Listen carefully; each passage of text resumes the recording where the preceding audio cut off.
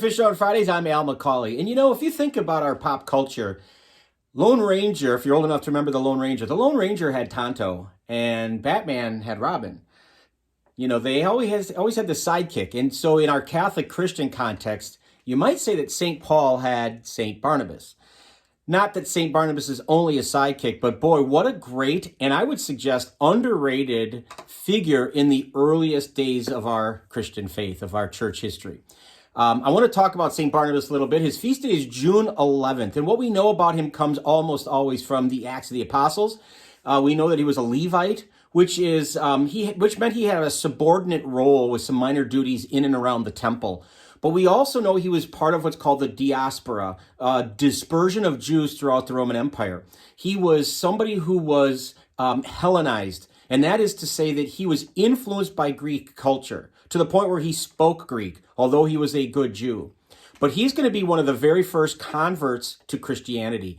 And although he's not one of the 12 apostles that Jesus chose, he is referred to as an apostle insofar as being sent to preach the gospel to nations.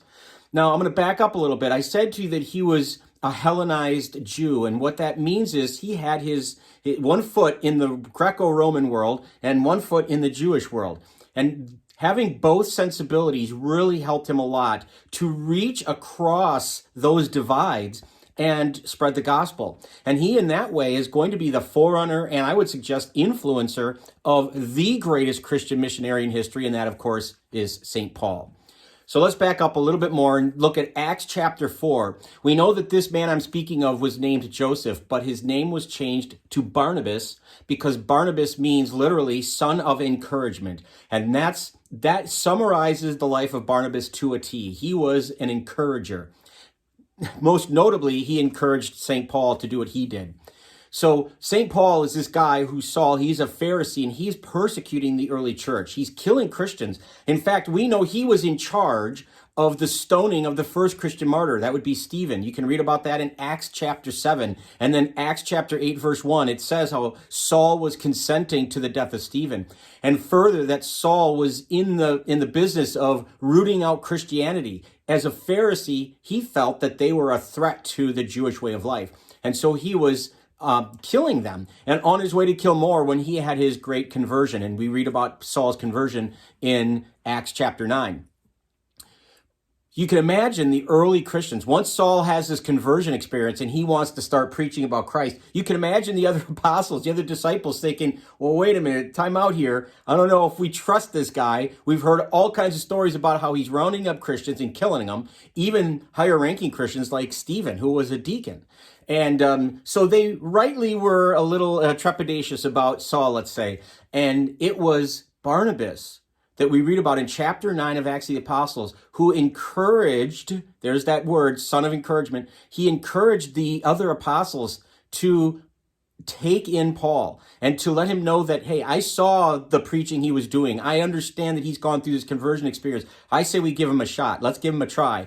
And the rest, as they say, is history, because Paul is going to go about, Saul and Paul, by the way, same person, just different context of where you say their names. So because of Barnabas's encouragement of the other apostles to accept Paul and his encouragement for Paul to go out and spread the good news, Paul is going to make an indelible stamp, not just in church history, but in world history. He's going to basically be the guy who's going to convert, if you will, the Roman Empire to Christianity. That won't happen till long after his death, but he's going to plant all the seeds throughout the empire. Paul's going to be the first guy to take Christianity outside of the Middle East into what we call Europe today when he went to Macedonia. He's going to be the first person to write about Christ when he penned all of those epistles or letters that he sent to the communities he started. And those communities, he's going to be the first person to begin Christian churches. And by churches, I mean gatherings of people, not necessarily building buildings. So Paul is arguably the most influential Christian in history. And I would suggest if it wasn't for his sidekick, if it wasn't for Barnabas, Paul may not have had that opportunity. So, wow, what a great legacy for Barnabas. And unfortunately, I think if you ask most Christians, most Catholics today, they're not going to be able to tell you much about Barnabas, which is kind of sad, but it gives us another glimpse into the man himself. Here's a guy who knew what his identity was as a Christian. And first and foremost, spreading the gospel was the primary event. That had to happen, whether it was him or Paul. So he was able to humbly put aside his own ego, I suppose, and let Paul take over and let Paul have the credit and the glory. Robin has to let Batman have his moments. It's just the way it is. But I think it really speaks to the man's great humility to allow Paul to have the center stage, if you will, because it really wasn't about Paul or Barnabas. It's really about Christ. That's ultimately what it's about. And we think about him as an encouragement for us today as Christians. How often we want to make things about ourselves, but we really need to be people of encouragement for others, people to understand that what we have is gift. And in that regard, we need to be thankful and grateful. And ultimately, if God's will is served, that's the bottom line, not our will, but his will.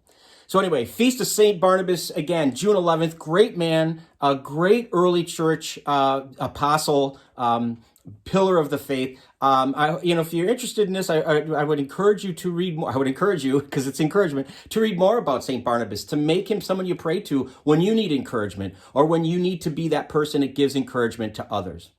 Thanks for watching. It's been great talking about Barnabas with you. I hope you'll keep tuning in for more Fish on Fridays every Friday. Until next time, be good to each other, and God bless.